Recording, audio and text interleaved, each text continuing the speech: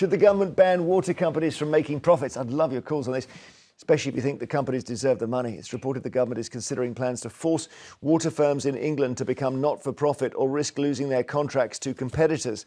This comes after a warning that water bills could go up by even more than initially expected. In July, it was agreed companies could increase bills by an average of £19 per year between 2025 and 2030.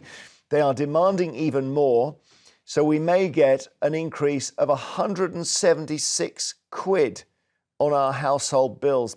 Eyes rolling here. I won't make myself so unpopular here, but yeah, it needs to happen. You know, our population has gone up since 2005.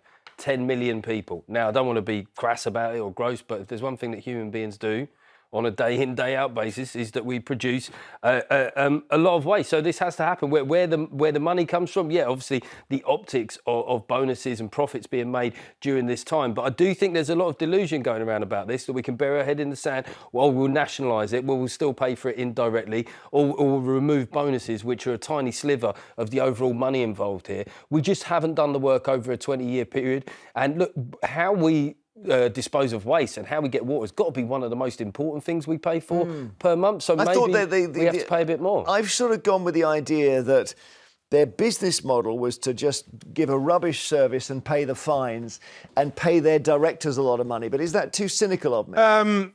I think your fundamentals are right, though, because in the end, when you look at this particular privatisation, of all the ones that came in during Margaret Thatcher and then John Major's period from the late 70s into the early 90s, this is probably the worst, one of the worst. Yeah. And water is an essential service.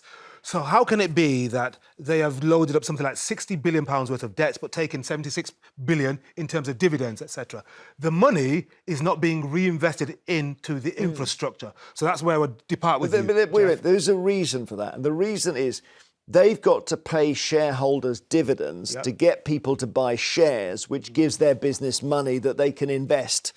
So from their point of view, once you say we're making no profit, they're going to get no money in. Well, the key point is that the people who run these services, if you look at the public interest model that you see in most European countries, and in course with Welsh Water, they can still get, you know, serious bonuses and very, very high salaries. So people of talent will come in. But those investors who've come from outside, from Germany, from Singapore or whatever, they're the people that we don't have to worry about. We don't have to worry about giving them dividends. We don't have to worry about making it attractive to them. All we want to do is get the best quality people, yes, generate a profit, but that is reinvested for the long term instead of short-term dividends and gains and bonuses. What about that? Well, yeah, I mean, like, you can kind of skin the cat any way you want. One of the weird things is that people don't seem to think that at some point the public are going to have to pay more. That's the bottom line. You can strip out the profits, we'll have to pay more. And look, in my household, I think I probably pay more on streaming services than I do on water. So I do think that sometimes we have a weird sense of priority. That's your choice. You can't choose on water. Water was cheap for a long time. You're right. The thing that keeps you clean and the thing that you would die quickest without, it's arguable that, yeah, maybe it will cost more than it has historically. But we're going to then have water poverty.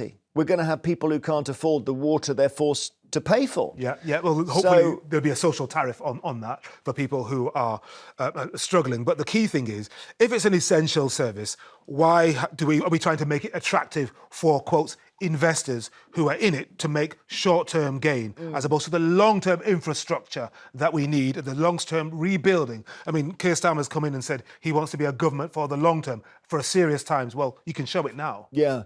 OK, we'd love your thoughts on this. 0207 862 2222. Is there a different way of doing water? Just say, look, all your profits that you make, you've got to put back into it. And I suppose where we are with the Thatcher thing is, if this is the worst privatisation, it's probably because they didn't really have any competitors.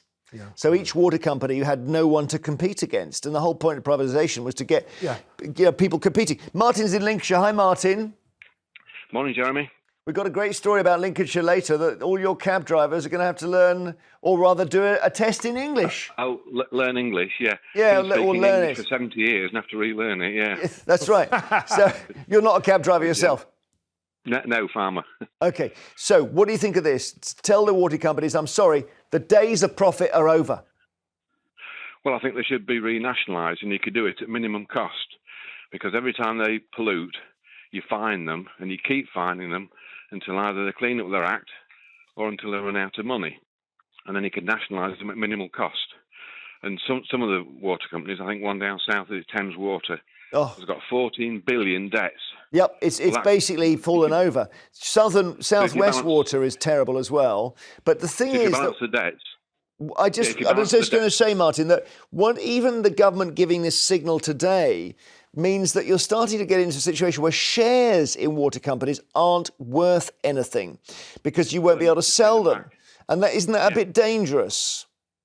well, no, you just renationalise them, and all the billions are paid in dividends overseas. You build more treatment plants. You say, I mean, Go on, Geoff. sorry to cut, but like there's a cost to nationalisation. We're talking about some estimates, £99 billion, which is a hell of a lot of money. No.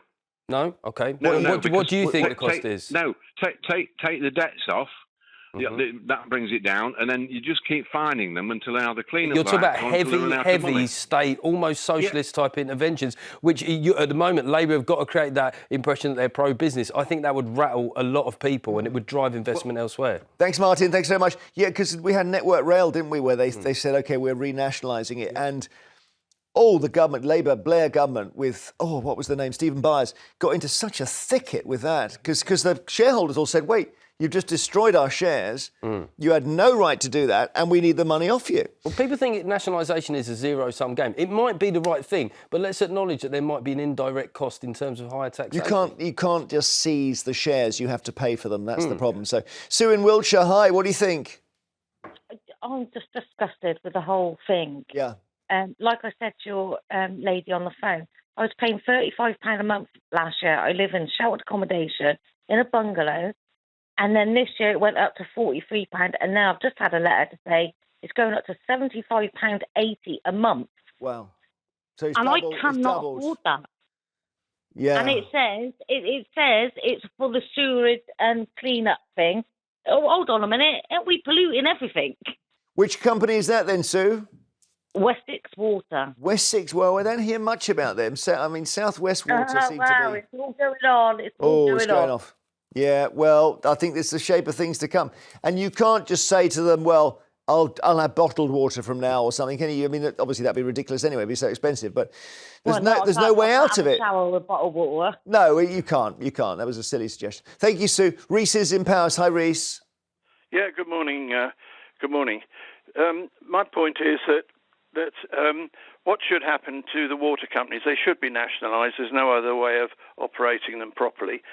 Should be nationalised, and the way to do that without great cost to the public is to fine them retrospectively for all the sewage and bad performance over the number of years. Right. They've been pumping millions and billions of litres every day into the water there where I live, the River Wye, etc. And the amount of the fining of them should equal the cost of getting rid of them. What's a so clever that there's idea. no profit for them in doing that. So basically, you make sure the shares are worth nothing, so you can then take them without any cost at all.